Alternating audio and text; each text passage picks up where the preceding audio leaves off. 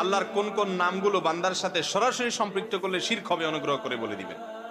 আল্লাহ তাআলার কিছু নাম আছে যে নামে আমরা আমাদের নাম রাখি শুরুতে আব্দুন দিয়া, যেমন আব্দুল্লাহ, আব্দুর রহমান, আব্দুল কুদ্দুস, আব্দুল ওদুদ, আব্দুর রহিম, আব্দুর রহমান। এই নামগুলো, এ রহমান, রহিম, ওদুদ, এগুলো কার নাম? আল্লাহর নাম।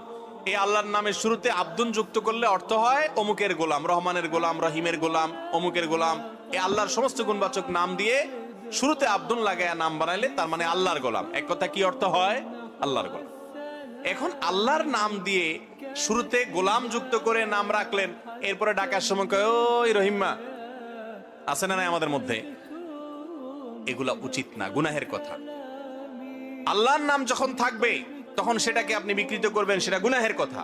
আবার শুধু আল্লাহর নামটা দিয়ে ডাকবেন, শুধু আব্দুন যেটা আছে, আব্দুল্লাহ, আব্দুর রহমান, আব্দুল সবুর, আব্দুল ওদুদ, হ্যাঁ, আব্দুল কুদ্দুস, এগুলো না বলে ডাইরেক্ট কুদ্দুস ও সবুর এইভাবে যদি আমরা বলি জায়েজ হবে কিনা? এটার উত্তর হলো আল্লাহর গুণবাচক নাম দুই রকমের আছে। কয় রকমের আছে? কিছু গুণবাচক নাম আছে যেগুলোর অর্থ বান্দার মধ্যে ফিট হবেই না।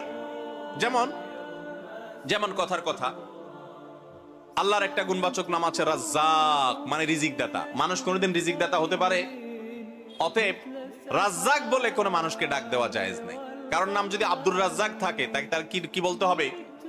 আব্দুর রাজ্জাক বলতে হবে। রাজ্জাককে বলা তো জায়েজই হবে না, গুনার কথা, নাম বিকৃত করা। আর আব্দুর রাজ্জাকের জায়গায় শুধু রাজ্জাক বললে সেটাও কি হবে না? জায়েজ হবে। রহমান, এটা আল্লাহ রাব্বুল আলামিনের মৌলিক নাম কিনা এটা নিয়ে ওলামাদের মধ্যে আকওয়াল, মতপার্থক্য আছে। সেজন্য আব্দুর রহমান রাখলে শুধু রহমান বলে কাউকে ডাকা উচিত না, ডাকতে হবে কি? আব্দুর রহমান। তবে আল্লাহর কিছু নাম আছে যে নামগুলোর অর্থ বান্দার ক্ষেত্রে রূপক অর্থে হলেও ফিট হয়। আল্লাহর ক্ষেত্রে যেভাবে ফিট হয় বান্দার ক্ষেত্রে তো ওই অর্থে ফিট হবে না, কিন্তু অন্যভাবে ফিট হয়, কোনো ভাবে ফিট হয়। সেই নামে যদি ডাকা হয় গুনাহ হবে না, কিন্তু সেটার ক্ষেত্রে উত্তম হলো আব্দুন দিয়ে ডাকা।